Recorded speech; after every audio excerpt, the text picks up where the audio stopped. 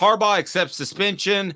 Jim Harbaugh has done that in a bizarre press conference this week. He talked about fighting in it and everything, and then he started rambling on about all kinds of bizarre things, and it was like he was almost like tripping or something. I don't know if you watched that whole press conference. You also have the courts have put the pause on the Pac-12 control and who can actually own that. What is the bigger deal between those two factors as it pertains to the long-term health of college football? So Jim Harbaugh, by the way, he took 5 minutes to talk about his chickens that he got.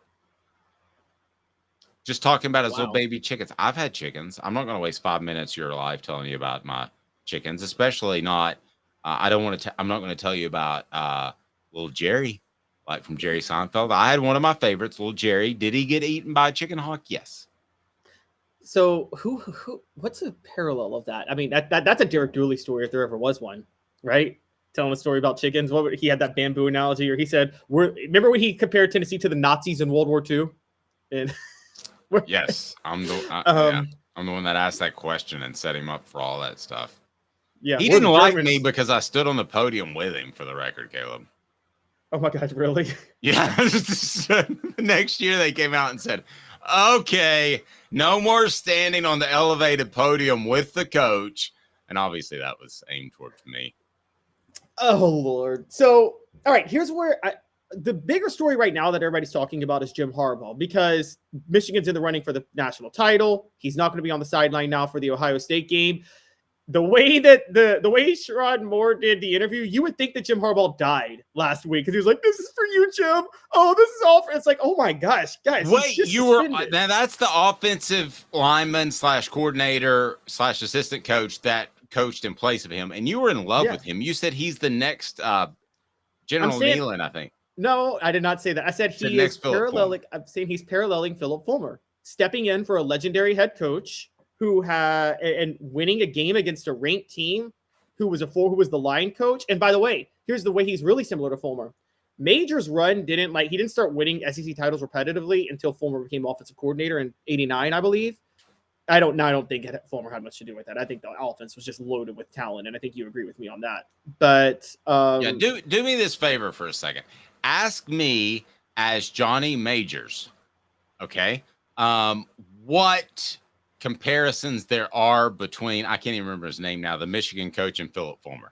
Sherrod Moore and Philip Fulmer. Comparisons. Offensive coordinator steps in and you start winning SEC championships. No, ask Hold on. me. Let me finish the comparisons, then I'll ask you. Sorry. Offensive coordinator steps in, starts winning you start winning conference championships, fills in as an interim coach, beats a ranked team, was a former line coach. So Johnny Majors, what do you think of the comparisons between Sherrod Moore and Philip Fulmer? Well, I don't know yet, but I tell you what, I'd be interested to know that, Coach Moore. Does he like stabbing somebody in the back while you were working on your front? I was working on my heart, laying on a surgeon's table and getting stabbed in the back by one of my coaches, and that son of a is this on the record? That's how those conversations went. Oh, I could believe that. I could totally believe that. But Dave, long term, I got to be honest. The time where I called, this was pretty classic. The time where I called Johnny Majors and I said, I just want to get your thoughts on, you've done so much with the university, and now Philip Fulmer was just named AD. This is a few years ago. And he says, what? He didn't know it yet. And I said, yeah, he's been that son of a and every curse word you can imagine. And then it was, that's not on the record, right? Typically it goes the other way around. When you tell somebody that it's off the record, you say that first. But I was like, Coach, he's the only person I ever called coach, the only coach I ever called coach. And I said, man, I love you. I appreciate you. I'm not going to write any of that, because if so, it would be so incendiary that he had really repaired his reputation. Because every golf tournament, some guy from the Gallatin Times Free Press would come up and say, hey, what do you think about Philip Fulmer? What's he supposed to say? He's the guy that took his job. Yeah. That's like asking. Yeah. He's supposed to say, oh, he looks great. Yeah, I think he's losing weight. He is awesome. No, I totally agree.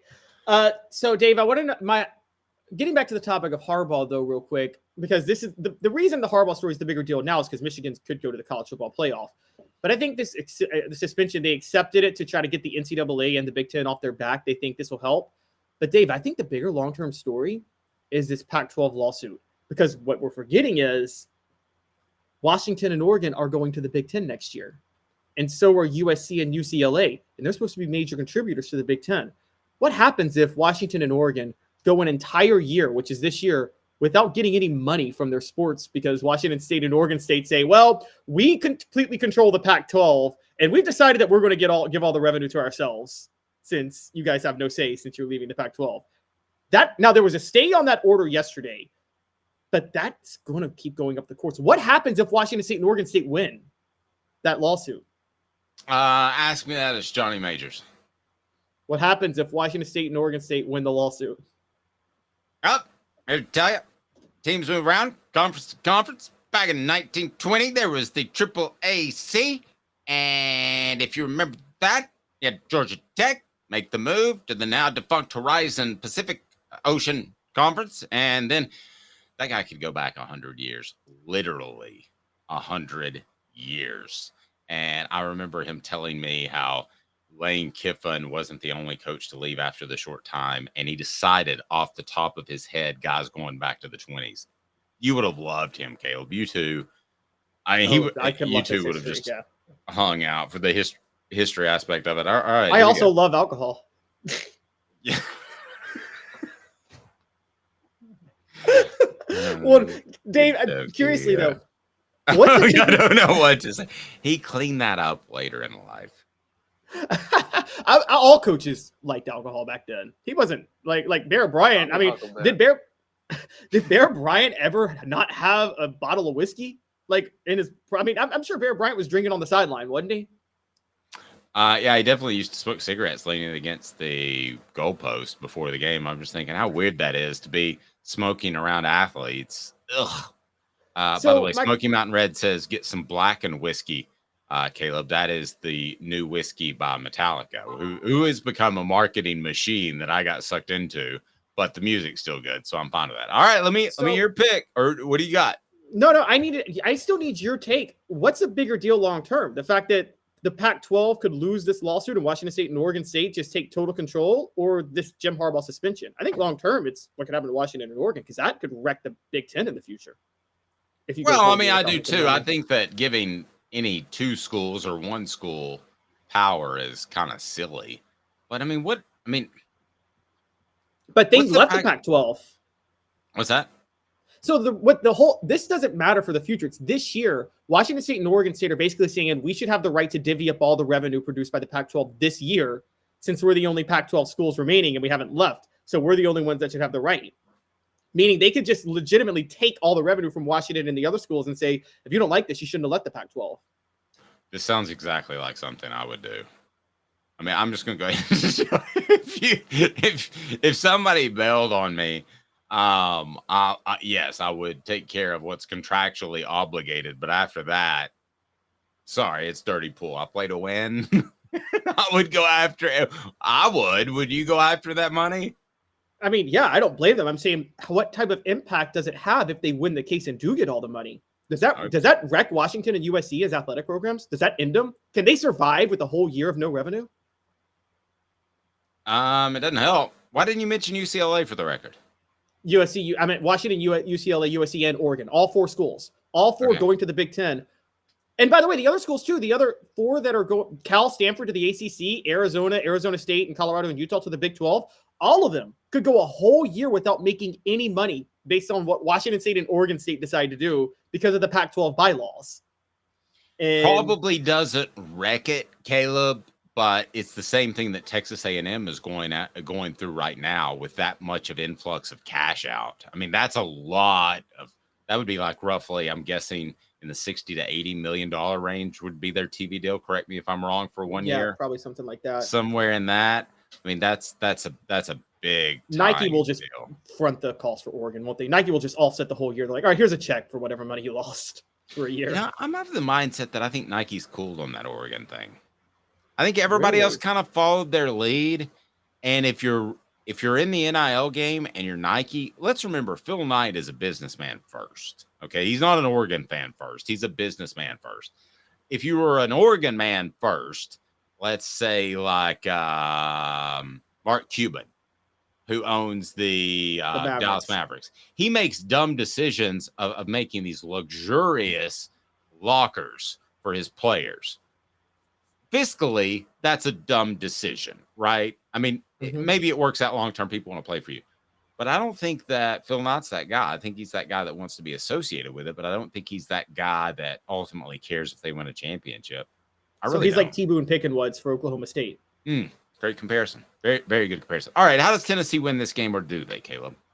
I think you and Fred are drinking more than I've been drinking in the last couple of weeks, okay? Because That reminds me, Tennessee Cider Company, the original hard cider of the Smoky Mountains. Use the promo code HAT, that's HAT, to receive some free swag with your cider order.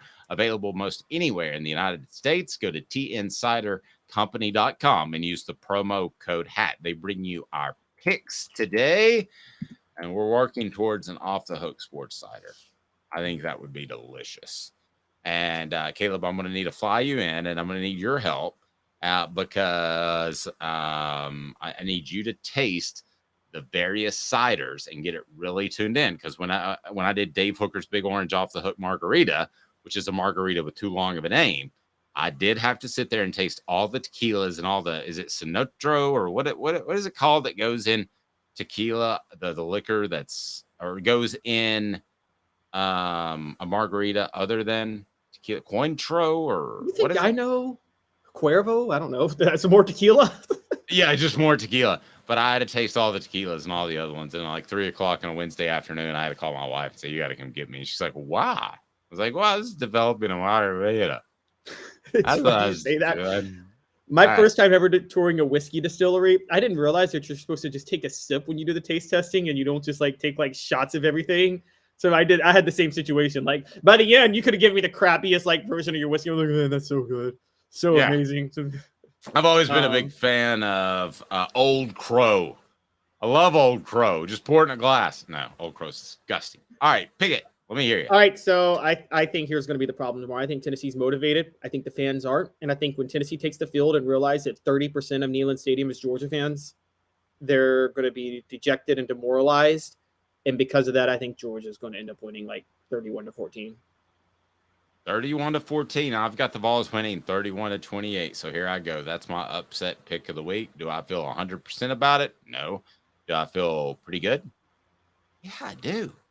Can you believe I'm blaming the fans for Tennessee losing tomorrow? I've turned into one of those coaches that blames the fans, or like they blame the media or the fans. You're that god.